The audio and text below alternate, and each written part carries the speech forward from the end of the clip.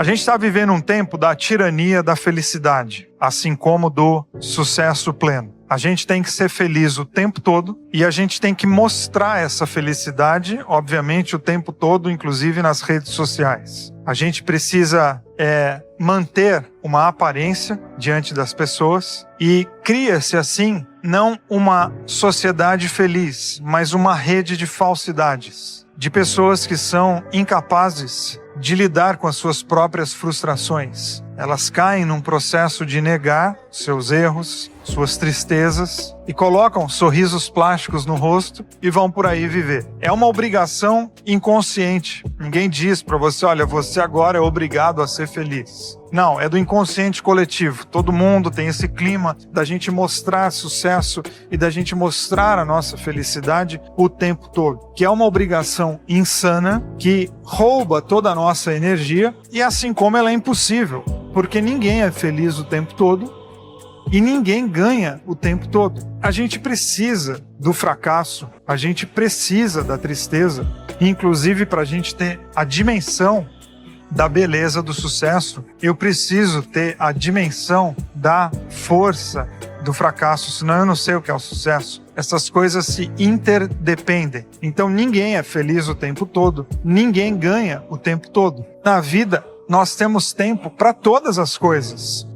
E não significa que o tempo da nossa vida está determinado, mas sim que no percurso da existência nós vamos plantar, mas nós vamos arrancar. Nós vamos rir, mas nós vamos chorar. Nós vamos construir e às vezes nós vamos precisar derrubar aquilo que nós construímos. Nós nascemos e nós morreremos. Porque a vida precisa dessas aparentes contradições, porque a nossa vida é também construída nos paradoxos. E para conseguir viver, a gente precisa fazer as pazes com essas contradições, por mais que algumas dessas dimensões sejam extremamente complicadas. O sucesso existe, claro, ele é bom, claro que ele é bom, mas o fracasso também existe. E ele é bom? Não, mas ele é inevitável. Então a gente precisa ter uma relação diferente com as nossas frustrações, com as nossas dores.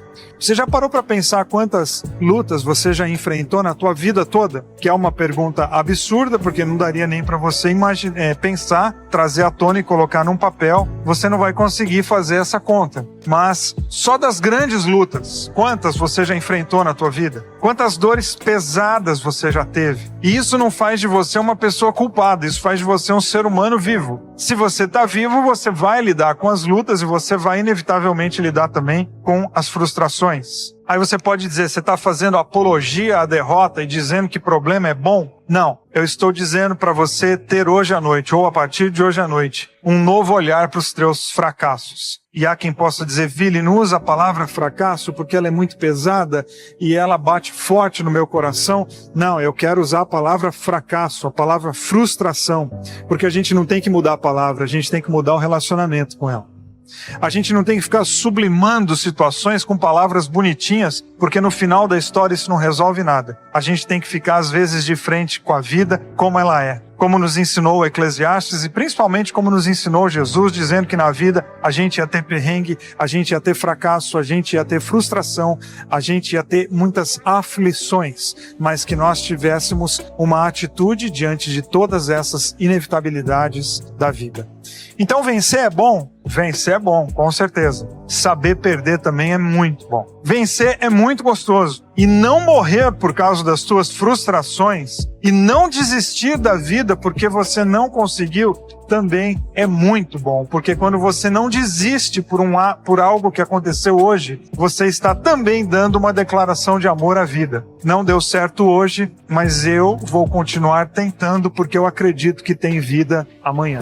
Não deu certo agora, que pena, eu vou chorar, eu vou viver meu luto, eu vou enfiar a cabeça no travesseiro e vou gritar muito, mas eu ainda assim vou guardar aqui dentro uma teimosia de que o dia de amanhã pode ser diferente. E isso é muito reino de Deus. Porque o reino de Deus é o reino do contraponto. É o Jesus que veio diante de uma série de questões e falou: ouviste o que foi dito aos antigos, eu porém vos digo. Jesus coloca o contudo, ele coloca as conjunções adversativas exatamente para a gente dar uma resposta para as questões complicadas da vida, inclusive para as nossas péssimas escolhas, as nossas terríveis decisões que a gente vive tomando com muita frequência na nossa vida. O que é sucesso para você? Sei que você tem as suas definições, sei que o mercado financeiro tem as suas definições, sei que a teologia tem as suas muitas definições, eu tenho a minha, e eu já escrevi ela nas minhas redes sociais, então quem me acompanha já sabe. E eu disse o seguinte, que sucesso também pode ser você viver um fracasso sem perder a sensibilidade com a vida. Por que eu acho que isso é um sucesso? Porque os fracassos são inevitáveis. E quem passa por fracassos e não desiste da vida é um sucesso. É um sucesso de fé, porque você continua acreditando que existe vida para ser vivida amanhã, e isso é muito lindo. É perder e ainda assim acreditar que amanhã eu posso viver algo diferente. Sem negação, sem se esconder, sem mentira, sem palavras bonitas para contornar situações tristes, mas com os pés no chão, numa conexão absurda com a realidade e com o coração em Deus, eu acreditar na transformação que uma boa atitude e que uma fé em Jesus, que tentar ser parecido com Ele, pode causar na minha vida. Então eu convido você, primeiro, a não definir a sua vida por fatos isolados. Porque você não é um fato isolado. Você é uma multiplicidade de histórias, de escolhas, de decisões, de frustrações, de sucessos, de encontros e desencontros. Não defina a sua vida por algo que aconteceu esse ano, porque a sua vida não é esse ano. A sua vida, ela é o acúmulo de todos os seus anos que você já viveu e, queira Deus, de muitos anos que você e eu ainda teremos pela frente. Não defina a sua vida assim. Assim como não defina a sua vida pelos seus períodos noturnos. E aqui noturnos com todas as aspas do mundo. Porque quais são os períodos noturnos? São os momentos da nossa vida onde a gente não tem horizonte. Onde a gente não consegue enxergar o dia de amanhã. Onde a gente não consegue ter perspectivas sobre os nossos próximos passos. E às vezes isso é muito angustiante, porque pode ser a ausência da visão. O período pode estar notúrnico, eu nem sei se tem essa palavra, por questões e culpa dos outros, mas também pode ser por culpa minha. São as noites escuras da alma. São os períodos sombrios que nos distanciam da própria vida e que roubam as nossas forças. Todos nós passamos por isso. Ficamos sem perspectiva, ficamos sem uma luz que indique o nosso caminho, ou olhando por outra perspectiva, a luz está sempre brilhando. A gente às vezes está com tanta catarata existencial que a gente não consegue dar o foco necessário para entender onde é que está aquela luz.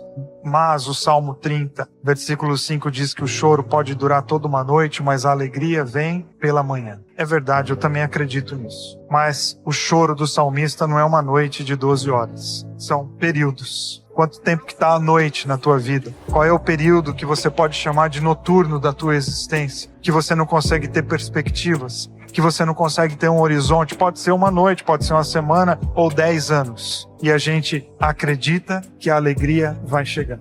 É essa resistência que é a fé. Eu estou vivendo um período noturno, mas, porém, todavia, contudo, eu não vou desistir de viver. Quer eu esteja assim por culpa dos outros ou por culpa minha, porque eu acredito que uma hora amanhã vai florescer, vai nascer na minha vida. Uma hora esse jogo vai virar e eu vou conseguir ter novas oportunidades na nossa vida. Então nós temos muitas noites metafóricas na nossa história. Nós temos noites nos nossos relacionamentos, nós temos noites nas nossas amizades, nós temos doenças, nós temos separações, falências, filhos dando trabalho, filhos que foram embora, o desemprego, tantas outras coisas que podem entrar na nossa vida com esse status de noite. E quanto tempo que dura essa noite? E quanto tempo que duram as nossas outras noites? Não sabemos, mas o reino de Deus é um convite a nós não nos submetermos, mas encontrarmos forças em Deus, encontrarmos forças uns nos outros, para a gente continuar acreditando que a alegria, a esperança irrompe uma hora dessa e essa noite se torna dia claro e a gente volta a ter perspectiva na nossa vida. Eu vou continuar crendo que amanhã a vida pode ser diferente.